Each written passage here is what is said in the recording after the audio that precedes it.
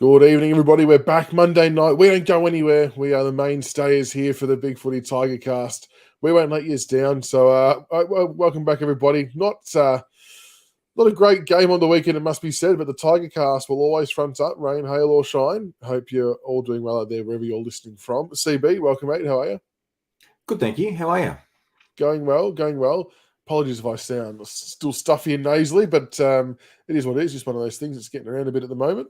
How did Traugon treat you on the weekend, mate? I It heard was you were good. down my neck of the woods. Yeah, didn't see anyone walking around in a row from a solarium, but no, it was good. It was good. Went to Missing Links Burgers, so if anyone's ever down that way, definitely head there. And that that did get CB's tick of approval prior. He did say that was a very good place to go. So some very good burgers there. But no, it was a nice little drive up. It was good. So how was your weekend? Excellent. Basically, worked my balls off on Sunday so I could have a nice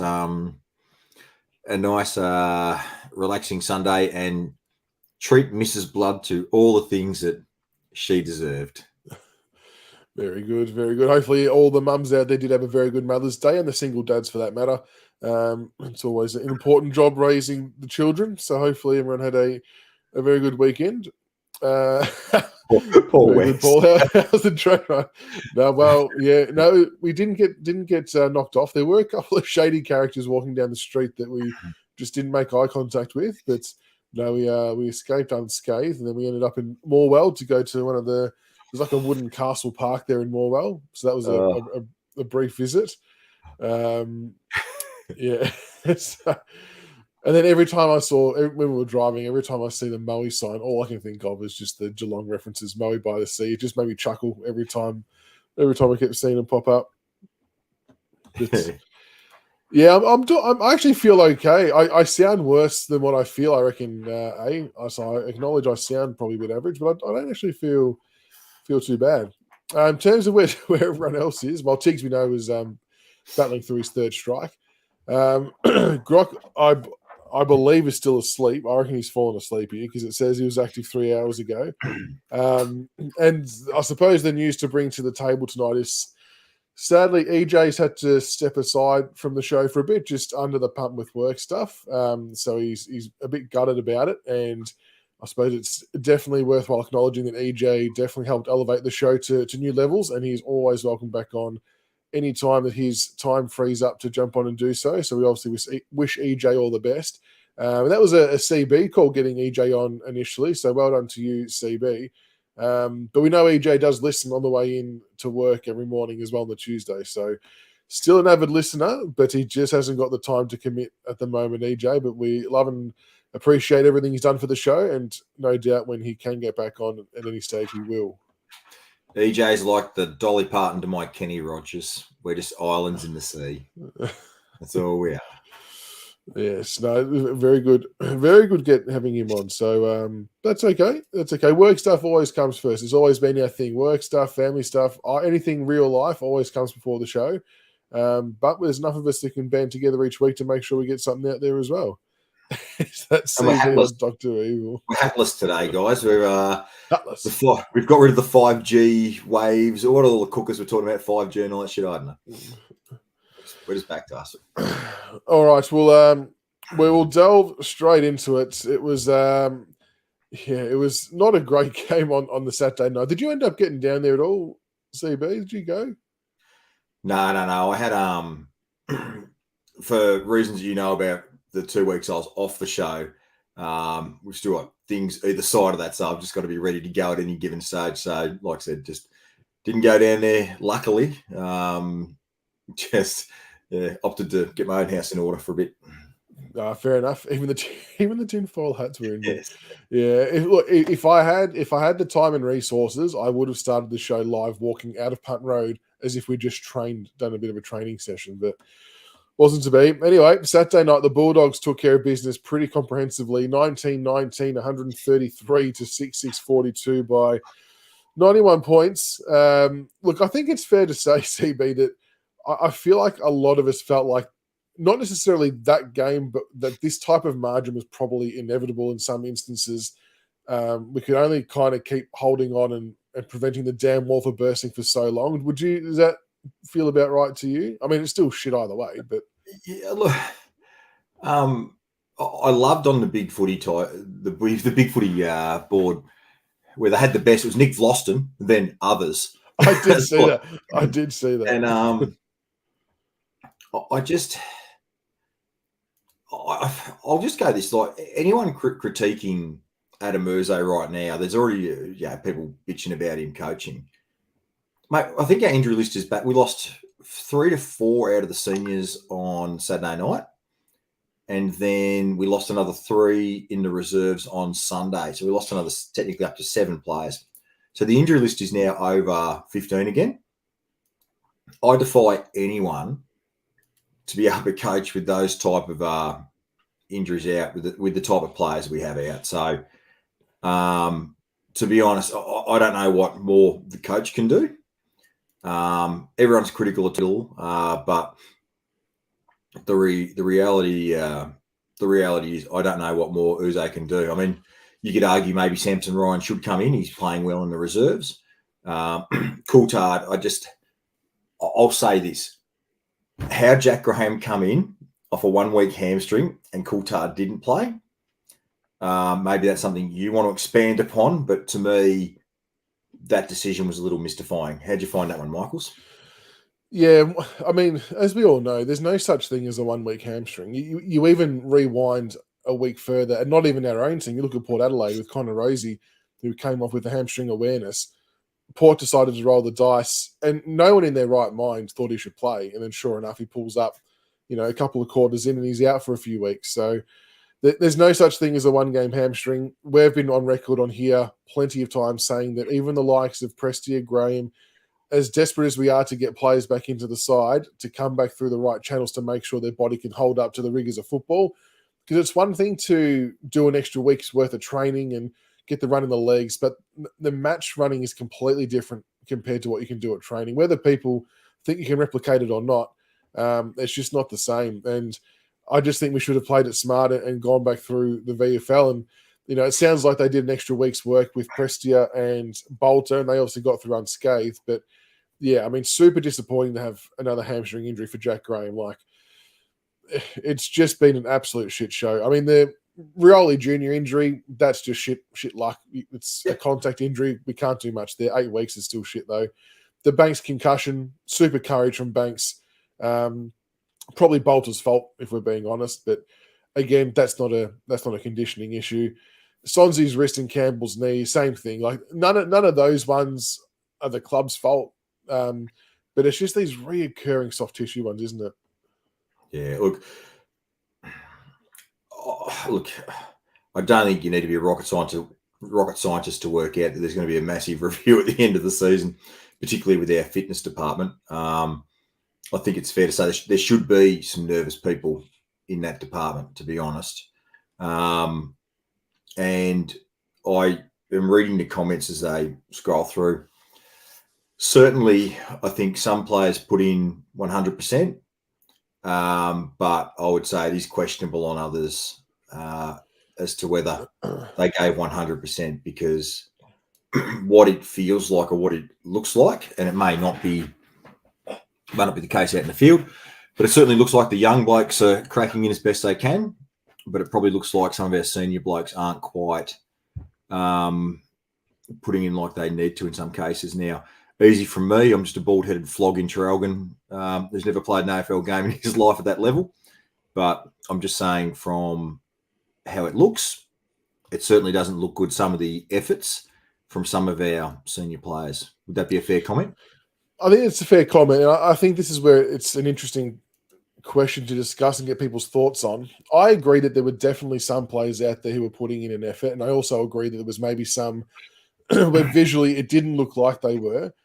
And I suppose the controversial piece is Urzay comes out in his presser and says you can't fault the effort of the players, which I think is what has gotten a few supporters offside, because a few people, whether they're watching live or on TV, probably felt like there was a number of players who maybe weren't putting in as much as they could have. And I suppose the one who maybe really knows the honest answer to that is Urzay and the players themselves. But yeah, it's a tough gig. The one thing I'll say is I can't imagine any player would have walked off that ground thinking that was acceptable. Well, is it okay? So let's go back. Maybe my words were slightly incorrect or wrong. Is it confidence more so than effort? So therefore, they're down on confidence, and maybe we are playing. And I bet you the flip side too. Like, very rare that you got 22 blokes out there all 100% fit playing at all one times. So what are the odds? In the wash, we're going to learn that there's more players playing crook at the moment, because while we know our injury list is 16, what are the odds? There's probably 2, 3, 4 blokes out there that probably shouldn't be taking the field, but are getting needles, getting jabbed, and are playing through some pain. Maybe that's where some of the lack of effort, or what appears to be lack of effort, is as well. Maybe they're not fit. And you're right. It could be a mental thing too. I mean, what the players have gone through, and I think it's worth noting that West Coast went through the same thing last year or the year before, when they literally had players having to come out of retirement to play for their waffle side. So they're in the same boat as us. And I think the mental toll is the part that will never be, I suppose, fully known. But to back it up week after week, knowing there's no break, there's nothing else coming in, and it's just all kind of falling apart around you, it would be tough to deal with week in, week out. I know they're professionals, but they also are human. And sometimes it can just get a little bit overwhelming at sometimes, and maybe that's what we've seen. But yeah, it's just not a pretty sight, is it? No. So maybe my words were poorly chosen. Maybe my second comment was more reflective and accurate than the first comment. Because like I said, I would hate to think that there's any player going out in that ground going, I ain't giving 100% today. I just don't think that's the case either. So no, I don't think they would do that in a conscious manner. Absolutely not. And I think, and I saw some of the frustration on Twitter and Facebook and things like that. And I guess people are looking at this through a last 30 to 40 games kind of chunk and how poor the performances have been. The one thing I want to sort of say, though, is when thinking about these last 35 to 40 games and how poor the performances have been, keep this in mind. A, it was with a coach who was mentally checked out and didn't want to be there. 2, it was also with a caretaker coach who had his hands partially tied behind his back with the way the club wanted to play versus maybe how he wanted to play. Now we've got a first-year coach, and we've also got an injury list the length of Flemington Straight, and we've had the president and CEO depart. So there's a lot of instability that's been there for the last 30 or 40 games, a lot more than we've been used to over the last 15 years, really. And I just think there's a lot of factors at play here that kind of make things make sense. As much as we maybe don't want to like it, or you don't have to like it, but unfortunately it's kind of just, it is what it is. And as long as you maybe just keep some of those factors in mind, it might just ease your pain a little bit and just give you a little bit more perspective about where we're at. Unfortunately, we aren't what we once were, but there's factors playing into why we are where we are. Yeah. Now, speaking of stability and things like that, I will say this. Firstly, Brendan Gale, wonderful servant of the club. Loved him as a player. Loved him as a bloody CEO. He is a Richmond man through and through. He's been tremendous. Cannot thank him enough for his services to the club. I think the timing is right for him to step aside and clear the air there. And the only thing I will say, I thought it was really poor form by the Tasmanian League to do the announcement. The body was still warm. We literally got the email and the messages 2 hours later. Tasmanians announced Brendan Gale. I think that was really shit. That was really poorly handled by their PR department, and I think they need to learn from that and do better next time, because that was really disrespectful, I thought. I agree. And look, it was the worst kept secret anyway, so there was nothing for them to lose by holding off even 24 hours. Like, not Richmond supporters grieve, but let everyone sort of pay their respects and send him all the messages and do all that kind of stuff. Post it on the Monday or something. There was no need to do it literally. Like, I hadn't even hit send 5 minutes prior to my message on Twitter before their one was out. It's like, Jesus, come on, guys. Like, I know everyone knew it was happening. There was no secret, but it was in a bit of poor taste. And I don't think they would have meant it disrespectfully. I think from their end, it's genuine excitement, because he is 110% the right person to do that job for them. But you're right. They needed just to hold off, and they might just take a bit of a learning from that one. And the AFL likes its talking points. I mean, why would you announce it on a Thursday, whatever the hell it was? Why wouldn't you get through your weekend of football and then have a fresh talking point on the Monday tell your Jared Watleys of the world and your Robbos or whoever's on the payroll and say, here you go talk about it, Yeah. So there was so much more they could have done with that. No, absolutely there was. All right, well, taking a bit of a close look at some of the factors of the game against the Dogs. The one thing that stood out for me that I was really happy about until the injury report came out, pardon me, was Sonzi had 6 clearances, which was a team high for us. And I think he was on limited centre bounce attendances as well. So to see him get some good extraction numbers was really good. But then you sort of, Healy's got a wrist injury. But I really like the fact that since bringing him back into the team, they've played him in the guts where he most definitely showed his best form in the VFL. Like I said, the kids are showing something. Again, like Brown doesn't look like a guy who's played 10 games, does he? The way he goes. Yeah. I think Coulthard now he has to get that. I thought he should have been in 2 weeks ago. Sorry, not Coulthard, McAuliffe, apologies. Pardon me. So hopefully McAuliffe gets his go now for a month, because with Taranto and Hopper out, we just do not have a big-bodied mid in there. We just don't. And unfortunately, Dusty does look sore. He looks crook. So no. I think Sonzi is now playing in the right position. Yep. He's not a flanker. He's an on-baller. So if he can get in there and get 10 games of experience in the middle, fantastic. Sonzi's game was very, very pleasing. It was really, and that's an improvement on the previous week. So he's gone up and then he's gone up again, which is terrific. Yeah, no, I thought he looked really, really good. Lafau did okay. Again, maybe more specifically, I know Grock wanted us to mention his time in the middle, doing some ruck work stuff, which I'm probably glad we didn't chuck Bolter in there, to be honest. But I thought Lafau did okay. He's just growing bit by bit, I suppose, learning different parts of the game. Well, this is the irony. We're lamenting a 90-point belting, and that's what it was. And we're talking about the negatives. But then the flip side is, when we get a few senior boys back in there, you think about what Sonzi and even Dow, Lafau, all those guys, you think about and Brown, the pressure off them, they can play their games and be freed up again. The growth of kids, even Hugo again, Yeah, Hugo was good. Another like when you're getting done by 90 points, you don't really have a lot of high points from players to talk about. But I reckon Lafau, I reckon Hugo, and I definitely think Sonzi were 3 to talk about. They were great. Yeah, on a night where not many could hold their head up high. No, Hugo's I think really impressed a lot of people, coaches included. It's one of those things where he's got to take the most of his opportunities, and you can't fault him for it. Like, he's definitely in games where we've been horrible, he's definitely been one of the shining lights, which is kudos to him. Yep, 100%. Now, Vlosten as well also tried his ass off. For me, he's probably been our best experienced player over the course of the year. Actually, Dan Rioli, I think, had a real crack as well every game. You can see that he's busting his ass out there.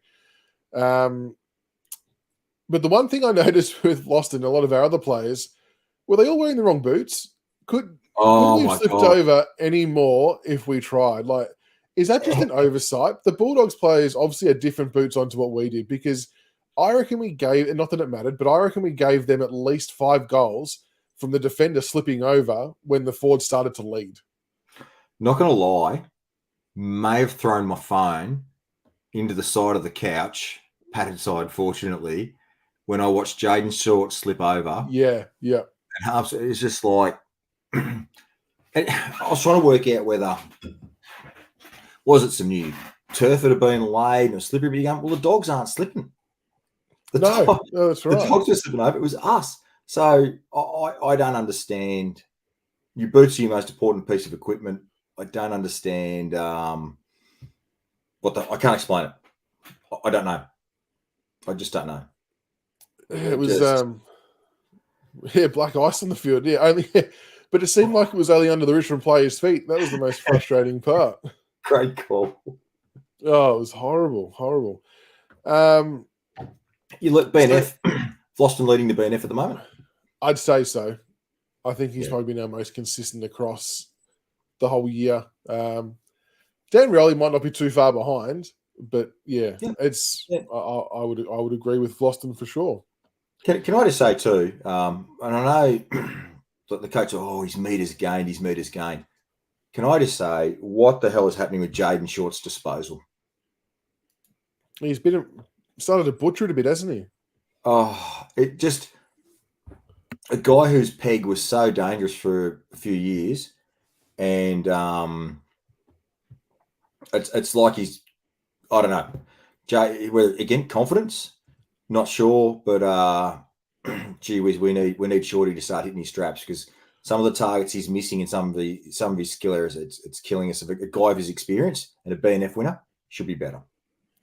Yeah, it's almost at the stage now where I think coming at the back line, I'd almost rather us feed it to Tom Brown and use his kicking as a weapon and get him a few more disposals and some more dangerous kicks or whatever you want to call them, because he seems to be making the most of his opportunities when he has the ball in hand. Well, my question is too, so it used to be Rioli and Short would take the kickouts. Yep. Why have they stopped that? I don't know. Yeah, I would actually love to know what what type of setup signifies for a certain player to take it. But you would say that Rioli and Short are our two best meter gains players easily, and it's usually on the back of those kick out set plays, really. Jaden Short can kick it 60 meters off 3-4 steps. If you're trying to clear the congestion and get it out the back where we've got a small forward line and quick, wouldn't you want him running these 15 meters past the square and smashing it into the center area, getting it over that initial zone? Yeah, and that causes a little bit more chaos for the opposition too. So I'm not sure why we haven't been doing it, but I wouldn't be against Brown taking some kickouts either. The kid's got a very good weapon. Yeah. Now, even though some of these kids have been doing really well, I was asked this question on message: that is there anything to be said? And it's not having a slight at Dimmer and how he went about it, but could we have been better positioned with some of these kids with some better management of the kids' game time in maybe the last 3 or 4 years? Did we become too reliant on the experience here? Did we neglect showing some opportunity when we should have? No. I think I don't think so. I think Hardwick had to back in the players that had given him the success. I don't think that's no. I don't think so. I don't think so. No, I don't think. Look, I know there was always that thing when we were losing. It was always, Hardwick plays his favourites, blah blah blah. But even when we were winning, it's probably isn't that sometimes the opportune time to get 1 or 2 in there for a few games. It's hard because if I'm the coach, I'm probably sticking with what works as well, to be honest. I mean, what are you doing playing Trezise ahead of, 2 years ago, you're playing Trezise or someone ahead of Broad or Grimes, are you? Yeah, it's a tough juggling act, isn't it? Like I can see points for both sides as to why it would have helped, and why it didn't happen. The only thing it could have been was maybe getting 2 midfielders in the 1 year being Taranto and Hopper. Maybe that stopped one development spot in there, giving up that future first rounder. Maybe that's one mistake we did make. But I think Hopper's actually a better player than Taranto, but we just can't get him on the field, which is so frustrating. Hopper can play. He can seriously play, but we just can't get him fit. No, that's it. Which is super frustrating. Looking at some of the stats from the game against the Doggies, I just noted down a couple of key ones that were like, oh wow, holy shit moments. Bulldogs players with 20 plus disposals, they had 9 and we only had 4. That I don't like that at all. Inside 50s, 41 we had, which isn't too bad of an outing, but when the opposition gets 77, that's not acceptable in any sense of football. Mate, we got absolutely creamed out of the guts. Let's be serious. They were literally just walking through us like witches' hats and putting it into that forward 50 from centre bounces. It was horrendous. And so my question is this, and I'll ask this to the audience and I'll ask this to you. when we're down on midfield depth and strength, would it not make sense to play a tagger on the opposition number one midfielder week in, week out until we get some numbers around to at least limit some damage out of the middle? So if Marlon Pickett kept Christian Petrarca to 15 touches and really took him out of a game, why wouldn't you put him on Bontempelli? Or why wouldn't you Trelaw. next week consider putting him on why next week wouldn't you consider putting him on either Dunkley or Lockie Neal? Yeah, just to try and Why stem wouldn't the you bleeding a start? little bit. Am I right or am I wrong? No, I really thought that we were going to go into that game tagging one of their midfielders as well, to be honest. I thought Bont, but then maybe Trelaw was the one who got off the leash. And the frustrating part is it wasn't just the centre clearance work where they were walking out of it. It was even their transition from half back line. There was just gaping holes in the middle of the ground that they were able to do just a loopy handball over the top, and they had 2 or 3 plays streaming through the middle, unopposed, easy ball inside 50.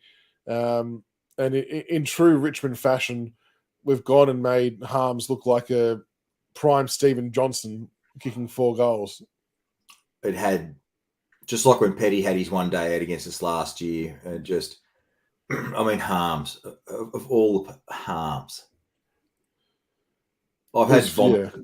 I've actually done vomits that are more attractive than watching him play football. And I can't have it. I can't have Harms kicking goals. That's just sickening, honestly. It was frustrating. And then to Travis's point, Ed Richards, who's usually a half-backer for them, jumps into the midfield and absolutely slays us with his speed. And that was probably the most disappointing part, is that it just felt like that no one was prepared to chase anyone out of the middle. But some of the other stats, our efficiency inside 50. So even when we did get it forward, we were going at 29.3%, and our average is 41.1. So that is a scary drop-off. But this one, to me, is the biggest alarm bells. Uncontested possession, Richmond 203, Bulldogs 308. We were minus 105. Like, that is off the charts, crazy numbers. And for me, I think that's a work rate thing, because or structural, one of the two, to let them chip it around. And, if you're having a dirty night, it wasn't all that long ago that surely you switched to going to man on man. Just everyone be responsible for an individual opponent. If 3/4 of you beat your man, will be half a chance. And maybe it wouldn't have happened, but shit, you can't let a team have the ball uncontested 105 more times. I'm going to say something that could be blasphemous, but I'm going to roll with it because it was trialled a few years ago. If our midfield's decimated and we're getting smashed, you got 2 options here. You persist with what we've got and go, Gale and Bolt, we're going to rotate those guys through. Or do you look at what the Dogs have done with Richards, and you look at what who was the team we played? Who was the defender for Freo that's gone into the midfield now is dominating? Hayden Young. So 2 clubs have done that. We trialled Nick Vlauston 3 years ago in the midfield, and it didn't work. But could you do any worse and give Nick Vlauston a run, or Dan Rioli a run through the guts? And you bring in a Trezise or someone else to cover that back slot when he goes in there. I don't know. There's nothing to lose. Like, I understand why people might get up in arms about it, but there's honestly nothing to lose. Like, we've got no toughness around the ball, no defensive work. I don't know whose fault that is, whether it's a coaching thing, whether it's a young kid learning thing, or what it is, but wouldn't be against trying something a little bit different. Kind of like your Grimes up forward idea that nearly came off against the D's. But and I know Shorty's spent some time in the guts too, but he's kind of killing the ball. I'll tell you the other one, and he's a massive ball, and we know he can run all day. Would you give Cappy a lockdown role, or just give him a crack on the pill? There's no spot for him in the wing anymore. Possibly. He's got the engine to do it. He's got the engine. He's a big boy, and he can tackle. He's one of the few in our team that can actually tackle. So yeah, I'm just chucking Magnus around, guys. I'm going mad scientist now because we've got that many injuries. I don't know. And this is where losing someone like Morris Jr. hurts a bit more, because I think there was a genuine role for him in the guts from a speed and pressure and tackling perspective. But just to answer Jay Tiger, Blair Hartley's been outstanding. He's a big part of why we got the 3 flags, and if you look at the crop coming through now, you look at Brown and Banks and those guys, they look Coulthard and those kids, they look really, really good. So I would say yes. It's just more around the issue I'm coming with is the Taranto Hopper thing in the 1 year. Don't know. Yeah, and I think Blair's done a great job with what he's had to work with. Like, you've got to remember that we've not had access to good draft picks for quite a while. And by good draft picks, I'm saying like your top 10s. I mean, Gibkiss being the last one we had, who for all intents and purposes looked like a gun player. And Clark as well. But between the recruiting team, I think they've almost been hamstrung to have to trade to try and bolster up that midfield spot. And yeah, you're right, CB. Maybe the 2-for-1 wasn't the play, but I can also understand why, if the club felt we were still in the window and they needed to roll the dice one last time, I can get it from that perspective. But I think they might have maybe just missed it. Yeah. But I think overall, between the drafting and the trading, I really do think we've actually set ourselves up reasonably well. We've got pretty good forward planning, especially when it comes to contracts and things like that. But unfortunately, we just don't have the names on the park. The one thing we now need, like assuming that we're going to sort of sit down in the bottom two, we need to find our next Martin and Cochin. Maybe no one will ever get to those levels, but we've got a lot of sort of B+ really good kids coming through. We need that cream of the crop A+, one or two of them to reboot things, I think. I disagree. I think we do need to bottom out. Tasmania's coming in 2 years. Of all the times to have 2 shit years, this year and next year are the years to do it. Because you're not going to we need to get those gun plays now before we have zero access to do any of it. We'll have no picks whatsoever. We've got to get those 2 top 12 picks this year. And we've got to secure another one, like you said, because Martin was pick 3, Cochin pick 2, Floston and Rewalt pick 13s, Rants pick 17. Edwards was, I can't remember what Edwards was, but I'm just, the point being, we need to get some genuine top 10 talent in there. We haven't had it for a long time. Let's go. Next 2 years, I don't give a shit. Let's just play the kids, get them up to 50 games, bring in some superstar kids that you don't have to trade for. Let's go. And Chris Toast, I apologise if I say his name correctly. The new gentleman in charge of the recruiting stuff. He's got some good runs on the board with his work at St Kilda too. So hopefully, I know they had some academy players, which obviously helps their cause, but hopefully we can nail a couple of picks this year. I love that. The kid I'd take from St Kilda is that Indigenous kid. Is it Wyndon Hager? What's his name? Wyn Hager. Oh, mate, that kid in 2 years, he is an absolute jet. He just glides across the park. So if he can nail picks like that, let's go. What else? Do I have any other stats here? No, I think that was it from the stats. But just that uncontested possession. If shit's not working, I just want to see the players go man on man. It's old school, it's simple, but it also adds an element of accountability too. I think you actually learn a little bit more about your players to see how they cope going man on man. Like, I think zones, there's a lot of cop-outs for zones. You can say, oh, yeah, but he didn't come and do this and he didn't do that. Whereas man on man, it's you versus your opponent, and, go head to head and see how it goes. But we just need some big boys. We need some big boys in that mid. Like, I think I did the analysis in Big Footy 2 weeks ago with the size of our midfield versus what we're up against. And Baker, Down, those guys, they're just not big. They're not. We need to get a couple of balls in there and just to put some competitive pressure in at ground level, because it's not happening. No, exactly right. Now, what about Cumberland? Obviously, was the sub. I was a little bit flat that he was sub, to be honest. I was kind of hoping, not that you want Baker to be missing the game of football, but when I heard that it happened, I thought that maybe Cumberland might have got a full game just to give him a bit of a crack at it. I don't think the sub role works for him just in general, but what did you make of his time on the ground? It looked like he was trying hard. Mate, but what do you do, the poor kid? I know, he's coming to a shit time. We're getting absolutely pounded. There's nothing. You can't judge him. There's nothing. What could anyone do in that situation? Seriously, like, so the question is, do you play him a full game this week? What do you do?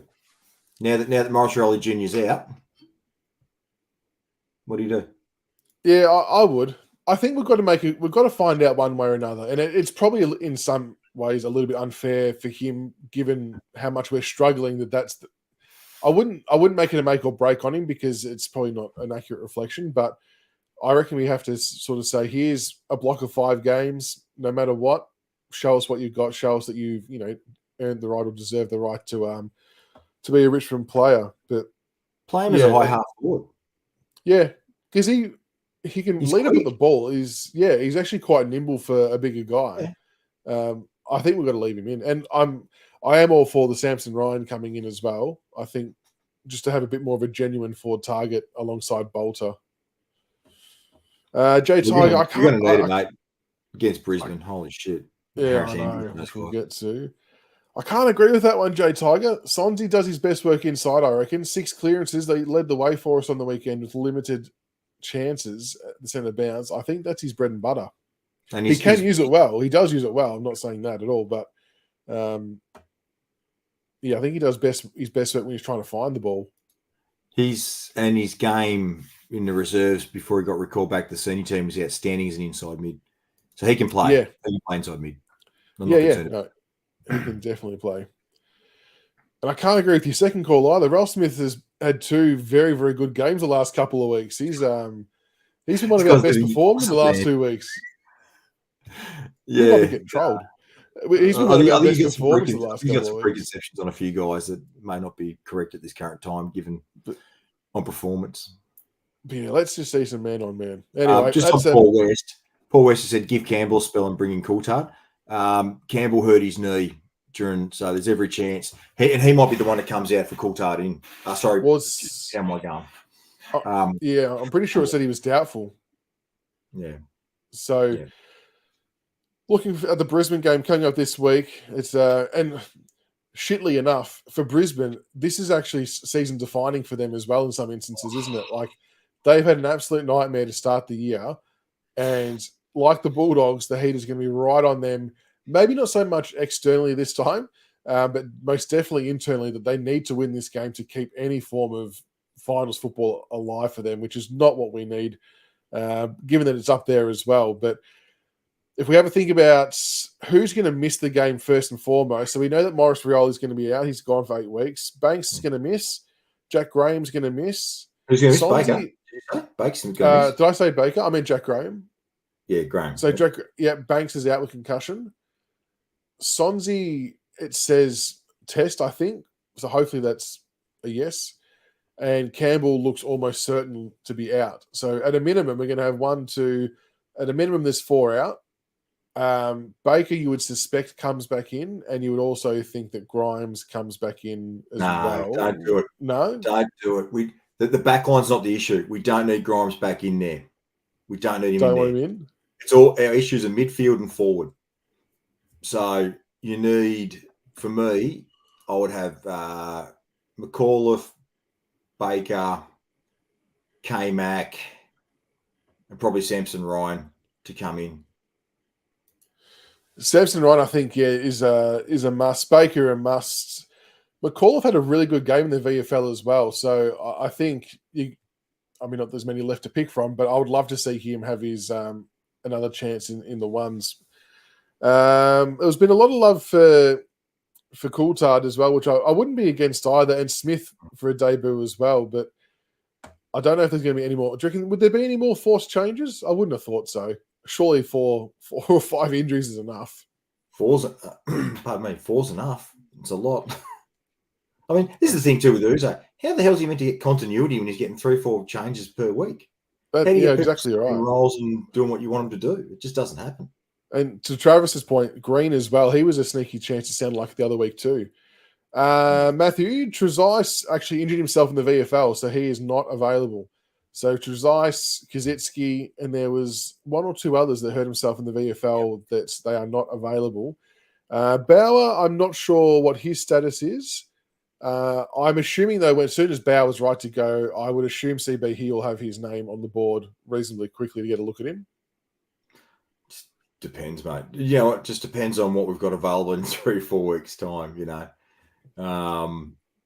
But the kid is, again, it's been cruel to him. He hasn't had a chance to get a run at it either.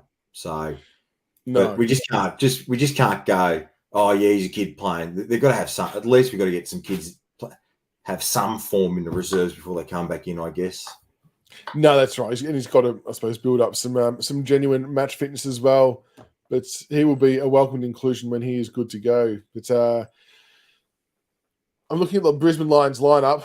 I don't see a way how we win this. If I'm being honest, it's going to be the same. There's the same issues we've had the last few weeks, just with no real direction in key forward. And this is why Samson Ryan's inclusion is going to be somewhat important if we can get him in there, because Jack Payne and Harris Andrews are just going to take an enormous amount of intercept marks if we don't at least have two proper talls competing. So I think you've got to go Bolton and Ryan up forward to try and give us a hope to at least halve the contests. Agreed. I mean, common sense. We seem to be playing one tall forward and a hybrid in Lafau. You need two big blokes. Because I'll tell you the other thing. I'll tell you the one thing that you've noticed by us playing just one big guy. How's our exit kick looking when we're trying to clear it from defensive 50 without aiming at Tom Lynch or a big guy? How's that looking for us? Yeah, it's not looking great. It's like playing Ryan and Bolter. We have to just treat it like it's Ryan and Lynch. Bolter and Lynch. Like, just keep whatever their formations and their patterns were, keep it the same. If you've got someone who's a bailout kick option, whatever it might be, because we have got nothing down the line. And only having one of those targets has been a huge issue for us, because the second defender would just peel off and take everything. And like I said, I don't even care if they don't. We don't need our guys to mark everything. We just need them to not let Brisbane mark everything. Is probably just the crux of it. How hard can it be? Let the small forwards try and do their thing. Yeah. So no, we need we definitely need to bring a second tall forward in. Mate, Jones Racing, he's stolen my line because I was going to go with that on Hipwood. If Eric Hipwood has a day out like Harms, I'll dead set spew up. I can cop a lot of things. I can't cop guys like Hipwood and Harms having days out against us. You just know he's going to kick the first one, get up and about early. Struggle Town, a Lions Gastro. Is that factual or hope? Which one's that? We need all the luck in the world. It's going to be. I mean, like we've said, our backline, ironically, isn't actually the worst part of our team. It's probably been the most stable over the past, 6 or 7 weeks. And they've just been victim of a huge influx of inside 50s due to no defensive pressure up the ground. So I have no negatives or knocks on our backline. They're just kind of, left to the walls a little bit. But in terms of matchups, you've got obviously Hipwood and Danaher as the two main forwards down there. Out of Miller and Young, who would you want going to who? Or does Broad take one instead? Mate, to be honest, I'm not even worried about backline matchups or for it's all in the middle. If we can't control these guys, if we can't control Dunkley, what's his name, Neil, and the other blokes, if we can't stop them in the middle, this will be just as ugly as the Dogs game. We have to get some ascendancy out of the midfield, which we just haven't had for a month. We just haven't. So they've got Cam Rayner, Josh Dunkley, Lockie Neal, Zorko runs through there as well. McCluggage on a wing. Yeah. Jared Berry. They've got some pretty impressive names. And Oscar, the big O, I think is going to towel up Nankervis from a height perspective. So Samson Ryan might not be a bad option to, again, try and halve some of these ruck contests, because, if we can't at least stem the bleeding there, it could get ugly real quick. Correct. Don't mind this from widescreen. Lafau's an inside mid. Who was the guy he cracked into on the weekend? It was half a step. Like, it wasn't even a big wind up. He just exerted so much power so quickly and just leveled the poor bloke out. I had pleasurable memories of Towner doing that stuff. Yeah, exactly. But like I said, I just think we need some big balls playing high half forward, and Lafau playing a high half forward, Cumberland playing a high half forward. Get that exit kick and then have a big bloke behind it, because at the moment, one guy one tall and surrounded by midgets aim. It's too easy for defenders, structured defense to chop off. So we need some big guys to aim at, and we need to get some big boys back in that middle. I don't give a shit if it's K-Mac. We just need some big bodies in there. You just need presence.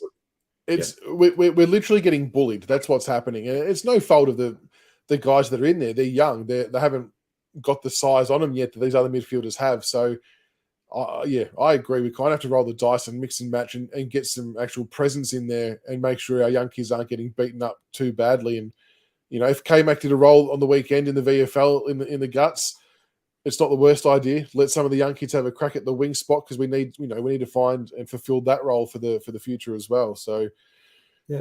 And look, above all else, I think what everyone just wants to see is a bit more of a consistent effort across the board for 4 quarters. I mean, I know it does have the writing on the wall that it could look worse than the Brisbane Lions game. But if we can get it to within, and this sounds horrible, but if we can get it to within like 30 points, inside 30, that could be not a bad outcome, all things considered. Honestly, I don't mean that to be disparaging either. Just this is where we're at. I'm gonna need to go look, see if there's any decent movies on Netflix or something, just in case it gets ugly by half time and I have a meltdown. Look, all we can ask for is effort. Keep playing your kids. Keep Hugo on a wing. Keep Brown going. But we just need a couple of big bulls in that guts to help the more slighter, inexperienced 15-game midfielders we're playing at the moment. And I wouldn't have McAuliffe as a sub. Bucket. Chuck him in. Play him. Yeah. Play him. And it's a good call. I do apologise for missing some comments earlier. Bolton needs to lift. Like someone of his class and experience, I know it sucks that we're playing crap or whatever, but a lot of the older guys have to sort of really go heads down, bums up, and actually show and lead by example a little bit here, I think. Yeah. Well, I mean, his numbers indicate that he's out of form, don't they? Yeah, most definitely. Most definitely. All right, what's your tip? What's everyone's tip, including margin? Send them through in chat as well. We'll pop a few up on the screen. I like Tiesta, Richmond by 120. Will kick us off. Very nice. We'll take that. Jake Arts, mate. Who would have thought we'd be missing Jakey Arts out of the forward line? To be honest with you, I doubt Jesus Christ to get a kick in our forward line the way the ball comes in at the moment. Look, I think we're going to get done by about 70 points. Yeah, 70. Yeah, it's just going to get ugly. I'll say the Lions by about 45. It's just really unfortunate timing that there's actually so much on the line for them for this game that they are going to want to make an absolute mess of us in the worst way possible, which isn't good. Yeah, I agree with the calls about Bolton permanent midfield too. He, without doubt, does his best work in the guts. Just leave him in the middle and... Yeah, when he's on, he's one of our best extractors of the ball. So hopefully he can do a little bit of that on the weekend. And he was one who was slipping over quite a bit too. So whoever looks after our boots at the club, can we please get that right for this weekend against the Lions? Because we don't need any more things going against us than what we already have, unfortunately. But anyway, there's been a lot of love for the Lions, unfortunately. But I think that's just where we're at. No injuries, that'll be a win. That's a good call. Mini rant. Joe Watson, you're still a fucking moron. And you're a past drug cheat moron. And I'll expand. Pre-game, when I hear Joe Watson talk about Richmond and the umpiring, they still don't get it. We're not complaining about the free kicks we give away. That's not a conspiracy. We're not talking about that. What we're saying is we haven't been getting the free kicks paid to us that gets paid against us. It's not that hard to understand. Job, I know you're as thick as a house brick. It's that simple. That's all we've been saying. So, this commentary with the AFL media tried to flip it and make it sound like we were all conspiracy people and, Richard committed. No, mate. It's just bullshit. They're just trying to degrade us and put out a mistruth out there and muddy the waters. We're not saying we're complaining about the free kicks we give away. So, if you're listening, Channel 7 or whoever else, be better. Can I also just say, Caro's gone bang on Dusty Martin. I think the tweet that was put out there on Footy Classified was something to do with whether Richmond should even offer Dustin Martin a contract for next year. And, of course, Kane Corns is involved in that as well. Oh, surprise. Can I just say, I mean, it sickens me, this AFL media. For years, they've wanted him to leave the club just so they could say, we were right, we told you he was leaving the club. And now, the guy was All-Australian 9 games ago. 9 games ago, he was All-Australian. And now they're going, I wouldn't even offer him a contract. I mean, how big can we not just enjoy, can people not just enjoy, it doesn't matter if you're Richmond or not, can we just not enjoy a future Hall of Famer? If he finishes at the end of the year, so be it. Can we not just have 12 games and marvel at everything this prick has done for football, for Richmond in general? But no, they can't help themselves. And it's just, I mean, Carolyn Wilson, now there was one, she tried to take him out of the game on Chopstick Gate, an incident that Richmond got the Victoria Police to investigate, and the Victoria Police said there was nothing to see here. And yet Caroline Wilson, if she had her way, would have rubbed him out of the game. That's the type of witch. I used a W there, could have used a B. That's the type of witch that woman is. And never forget that. So these people just shut up and let us enjoy our own football. It's supposedly a Richmond person. And she was savage on the club when we cut her out, mate. When Benny Gale come in and cut her out of the club, because she was a cancer, mate, a leaking cancer. And it was the best thing we ever did was shut that bitch out. Seriously.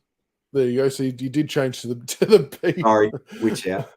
after all that. No, it's I agree. Let Dusty just do his thing.